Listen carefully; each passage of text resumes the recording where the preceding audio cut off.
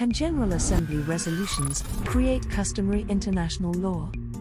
The United Nations General Assembly requested the International Court of Justice to give an advisory opinion concerning the legality of the use of nuclear weapons under international law, including the law of armed conflict, the prohibition of the use of force, and international environmental law.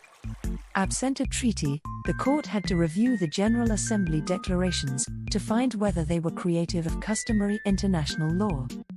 The court assessed the General Assembly resolutions on the question of nuclear weapons as doing no more than revealing the desire of the international community to take steps towards nuclear disarmament.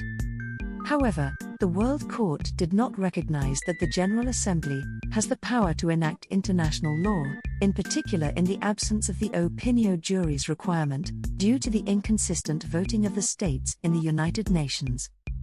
For example, in one instance the same country voted in favor of the resolution, while in another instance voted against.